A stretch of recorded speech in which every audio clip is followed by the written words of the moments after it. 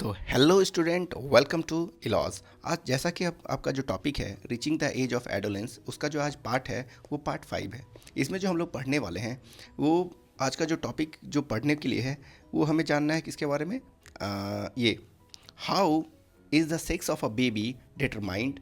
और आज हम लोग दो टॉपिक पढ़ेंगे, एक hormones other than sex hormones. तो चलिए, हमारा जो टॉपिक जो कैसे बेबी का जो सेक्स है वो डिटरमाइंड होता है, कैसे डिसाइड होता है, उसके बारे में जानते हैं। तो चलिए, जानने से पहले अगर आप इस चैनल पे नए हैं तो इस चैनल को जो है सब्सक्राइब कर दें, और अगर आपको ये वीडियो अच्छे लगते हैं तो प्लीज़ इसको जो है लाइक और कमेंट जरूर कर दें। तो चलिए स्टार्ट करते हैं। How the sex of a baby determined. जरा बताइए सर, अगर कोई बेबी जो है जो बेबी जो है वो क्या लेता है, बर्थ लेता है, जन्म लेता है, तो या तो वो बॉय होता है, या तो बॉय होगा, या तो क्या होगा, गर्ल होगा।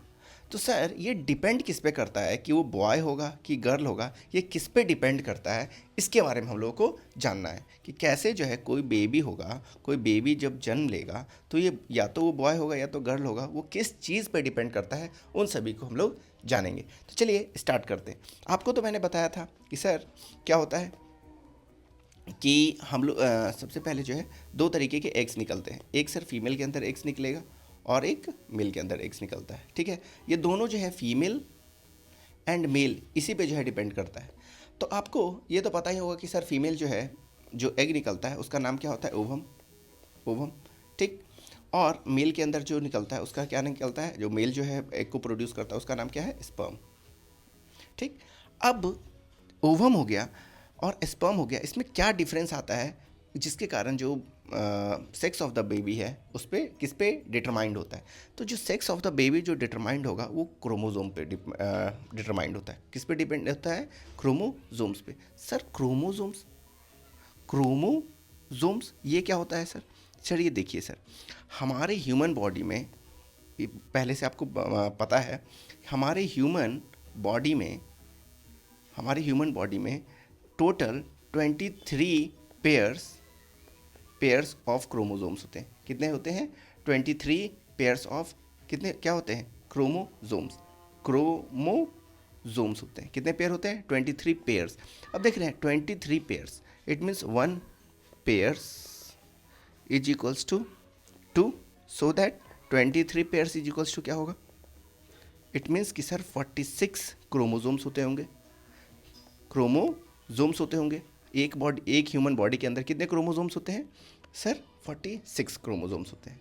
आया बात समझ में? तो सर 46 क्रोमोजोम्स में आपका जो दो क्रोमोजोम्स होता है, दो क्रोमोजोम्स, वो क्या होता है, सेक्स क्रोमोजोम्स होते हैं, सेक्स क्रोमोजोम्स होते हैं। तो सर कितने क्रोमोजोम्स जो होते हैं वो सेक्स क्रोमोजोम्स होते हैं, दो। यही दो सेक्स क्रोमोजोम पे क्या करता है, वो चाइल्ड का जो सेक्स है वो डिपेंड करता है। आया समझ में? अब जो क्रोमोजोम्स होते हैं वो कहाँ पे डिपेंड कर रहा है, तो चलिए आगे देखिए। जैसे आपको तो ये पता होगा कि सर, हाँ, आपको तो ये एक मिनट, हाँ, आपको तो ये पता होगा कि सर जैसे फीमेल है, जैसे मान लेते हैं फीमेल है, फीमेल, और एक है क्या, मेल। तो फीमेल के पास जो क्रोमोजोम्स होंगे, जो फीमेल के पास जो क्रोमोजोम्स होता है, इनके पास भी कितने क्रोमोजोम्स होते होंगे, 46, 23, 46। तो इनके पास जो क्रोमोजोम्स होंगे, इनके पास भी कितने क्रोमोजोम्स होंगे, सेक्स क्रोमोजोम्स, दो को जो सेक्स क्रोमोजोम्स होते हैं। और जो दोनों सेक्स क्रोमोजोम्स होते हैं उनके पास क्या होता है, सिर्फ एक्स और एक्स एक्स क्रोमोजोम्स होता है। कौन सा क्रोमोजोम्स होता है, एक्स एक्स। लेकिन जो मेल के पास भी क्रोमोजोम होंगे। इनके पास कितने क्रोमोजोम होंगे, इनके पास भी 46 होगा। सर हर ह्यूमन बॉडी में जितना भी ह्यूमन बॉडी है उन सभी के अंदर कितने क्रोमोजोम्स होते हैं, 46, 23 पेयर्स और 46 क्रोमोजोम्स। इसमें सेक्स क्रोमोजोम्स कितने होते हैं, दो। तो इनके अंदर क्या होगा, एक एक्स होता है और एक वाई होता है। एक क्या हुआ, एक्स और एक, इनके अंदर क्या होता है, एक एक्स और एक वाई, और इनके अंदर सिर्फ क्या होता है, एक्स और एक्स। तो फीमेल के पास एक्स एक्स, मेल के पास एक्स वाई होता है। अब जैसे ही हमें पता चला कि सर इनके पास जो है, कहाँ गया, यस, इनके पास जो है सिर्फ एक्स एक्स क्रोमोजोम्स है, तो ओवम में भी ऑब्वियस की बात है कि सर इनके पास जो है सिर्फ क्या आएगा, एक्स एक्स क्रोमोसोम आएगा, एक्स ही क्रोमोसोम आएगा। कोई अगर ओवम है तो इनके पास भी क्या आया होगा, एक ही क्रोमोसोम आया होगा ना। और सारे के सारे क्या होते हैं, जैसे 23 पेयर होता है तो एक पेयर क्या लेंगे, मेल का लेंगे, और एक जो है फीमेल का लिया जाता है, इसलिए 23 लिखा जाता है। मतलब 23 क्रोमोसोम्स जो है फीमेल से लिया जाएगा और 23 मेल से लिया जाएगा। तो ये तो सारा दे ही रहे। ओवम ओवम क्या देगा, उनके पास एक्स एक्स है तो सर क्या कौन सा रिलीज़ करेगा, एक्स ही रिलीज़ करेगा, ऑब्वियस सी बात है। लेकिन मेल के पास 2 क्रोमोसोम्स होते हैं, कौन, एक्स या तो वाई। तो अगर सर मेल ने क्या प्रोड्यूस कर दिया, एक्स क्रोमोसोम दे दिया। अगर जब हमारा एग है, एग जब फर्टिलाइज हो रहा है उस समय क्या दिया, एक्स क्रोमोसोम को भेज दिया, तो क्या हो जाएगा, वो जो चाइल्ड है वो क्या होगा, गर्ल चाइल्ड हो जाएगी, फीमेल हो जाएगी। ठीक है कि नहीं, क्यों, क्योंकि एक्स तो मिला था पहले ही से, और फिर से जो यहाँ मेल ने भी जो है कौन सा क्रोमोसोम दे दिया, एक्स दे दिया। तो एक्स एक्स के कारण क्या हुआ यहाँ पे, हाँ एक्स एक्स के कारण क्या बन गया, कहाँ चला गया, एक मिनट, एक्स एक्स के कारण क्या बन गया, ये फीमेल। और अगर एक्स और वाई हो गया, अगर क्या हो जाता है, एक्स और यहाँ पे एक्स मिल गया तो ये गर्ल बन जाएगा। और अगर बॉय में क्या होगा कि बॉय कब बनेगा, जब एक्स तो मिला ही, एक्स तो किनके पास था, ओवम में तो एक्स था ही, और अगर वाई ने जो है, अगर स्पर्म जो है वाई क्रोमोसोम्स दे देता है, तो जब एक्स वाई होगा तो बॉय, और अगर एक्स एक्स होगा तो गर्ल। बस यही जो है आपको sex of the child depend करता है कि अगर सर एक्स एक्स होगा तो गर्ल चाइल्ड होगा, अगर एक्स वाई होगा तो बॉय चाइल्ड होगा। बस इसी को हम लोगों को जानना था। ठीक है सर। तो जो पहले के समय में जो लोग बिलीव करते थे कि mother is responsible for sex of the her baby is completely what wrong.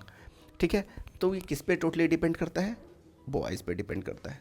Sex of a baby is only depend on boys. क्यों, क्योंकि इनके पास कौन सा क्रोमोसोम्स होता है सर, 2 क्रोमोसोम्स होते हैं, एक्स और वाई, और इनके पास कौन सा होता है, सिर्फ एक्स एक्स। क्लियर। अब आता है अगला, हॉर्मोन्स अदर देन, यस एक minute, yes, hormone other than sex hormones. किस कौन सा टॉपिक है हमारा, hormones other then this, testosterone, ये का तो हो गया, यस। अब है हमारा अगला जो टॉपिक है वो कौन है, या hormones other than sex organs. Sir जैसे हमने अभी आपको क्या पढ़ा है सर, पिट्यूटरी ग्लैंड जो है मैसेज भेजता है, हार्मोन्स सिक्रीट करता है, और वो टेस्टिस के पास आता है, तो टेस्टिस जो है टेस्टोस्टेरोन प्रोड्यूस करता है।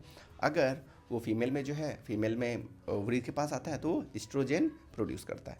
अगर सर क्या यही काम होता है, और भी कोई काम होते हैं, तो सर जैसे पिट्यूटरी ग्लैंड ने हार्मोन को प्रोड्यूस किया, सेक्स हार्मोन को प्रोड्यूस करने के लिए इनके और भी काम होते हैं सर। सेक्स हार्मोन्स के अलावे भी बहुत सारे क्या होते हैं, एंडोक्राइन ग्लैंड होते हैं, जो कि क्या करते हैं, हेल्प करते हैं पूरे बॉडी को मेंटेन करने के लिए। जैसे में सर कुछ और भी नाम बता सकते हैं, जैसे कि आपने नाम सुना होगा थायराइड, कौन सा नाम है सर, थायराइड।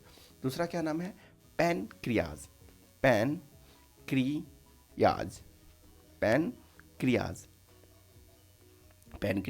और तीसरा है एड्रीनल्स। थायराइड, पैनक्रियाज और एड्रीनल दिख रहा है आपको। देखिए पिट्यूटरी ग्लैंड कहाँ पे है, हमारे सर में दिख रहे हैं, एकदम बिल्कुल बीच में पड़ता है सर एकदम। ये है थायराइड ग्लैंड, हमारे गले में होता है। अगर ये थायराइड ग्लैंड अगर अच्छे से प्रोड्यूस नहीं करेगा तो गला जो है क्या हो जाता है, ये फूल जाता है। फिर नेक्स्ट होता है कौन, एड्रिनल ग्लैंड जिसको कहते हैं, ये देखिए दिख रहा होगा एड्रिनल ग्लैंड। ठीक है, एड्रिनल ग्लैंड यहाँ पे दिख रहा है ये। फिर है हमारा कौन, बीच में पैनक्रियाज, फिर बीच में कौन है, पैनक्रियाज। फिर हमारा ये तो मैंने आपको बता ही दिया है, position of ovaries in female and position of testis in male.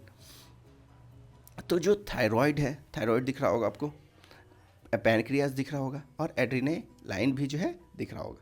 तो सर जो थायराइड हो गया, चाहे पैनक्रियाज हो गया, चाहे एड्रीनालाइन हो गया, यहाँ तक तो कोई दिक्कत नहीं है। अब जो थायराइड है ये क्या प्रोड्यूस करता है, तो सर थायराइड जो होता है थायरोक्सिन को प्रोड्यूस करता है। किस चीज़ को प्रोड्यूस करता है, थायरोक्सिन। थायरोक्सिन को प्रोड्यूस करता है। किसको प्रोड्यूस करता है? थायरोक्सिन को प्रोड्यूस करता है। पैनक्रियाज क्या प्रोड्यूस करता है सर? इंसुलिन प्रोड्यूस करता है, इंसुलिन।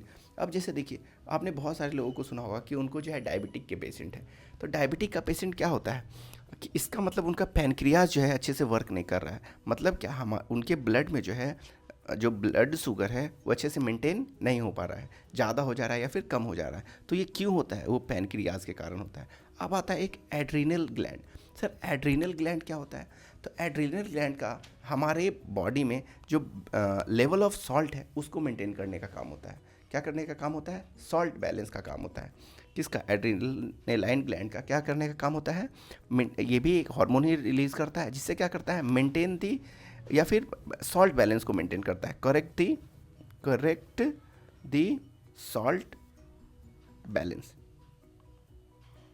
तो समझ में आया कि सर देखिए, पिट्यूटरी ग्लैंड ही सारे के लिए जो है जिम्मेदार है। Sir pituitary gland sex hormone produce कर रहा है, थायराइड ग्लैंड को बोलता है, फिर क्या बोलता है? पैनक्रियाज को बोलता है, या फिर एड्रेनालाइन ग्लैंड से बोलता है। तो ये है कहाँ पिट्यूटरी ग्लैंड सर? हमारे कहाँ जो है हेड में है। तो इससे ये पता चलता है कि सारा का सारा काम जो है वो हमारा दिमाग ही करता है। ठीक है कि नहीं? अलग अलग काम अलग अलग तरीके से होते हैं। ठीक है कि नहीं? इवन आपको पता होना चाहिए कि जो पिट्यूटरी ग्लैंड है, पिट्यूटरी ग्लैंड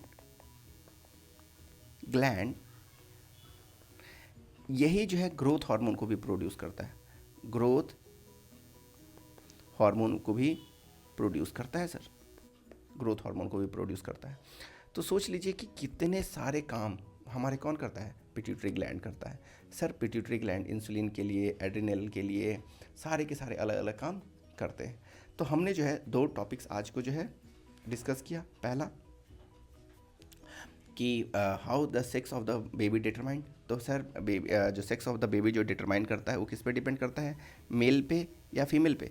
तो सर फीमेल पे डिपेंड करता है कि मेल पे? जल्दी बताइए। तो सर मेल पे डिपेंड करता है। क्यों? क्योंकि इनके पास जो क्रोमोसोम्स होते हैं वो एक्स और वाई होता है, और मेल के पास क्या होता है? सिर्फ एक्स एक्स होता है। तो जब फर्टिलाइज होता है तो अगर एक्स एक्स हो गया तो एक्स एक्स के कारण क्या होगा? फीमेल होगा। और अगर एक्स और वाई हो गया तो क्या हो जाएगा? वो मेल हो जाएगा। ये हमने डिस्कस कर लिया। क्लियर?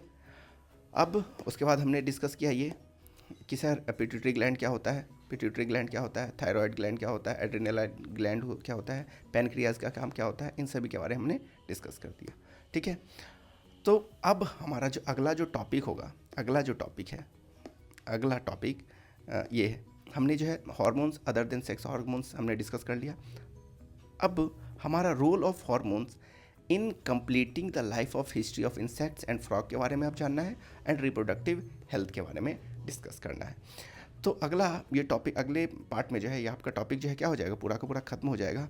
ठीक है? मिलते हैं अगले वीडियो में। तब तक के लिए थैंक यू। और अगर आपको ये वीडियो प्लीज़ अच्छे लगे हो तो लाइक और शेयर ज़रूर कर दीजिएगा। ओके।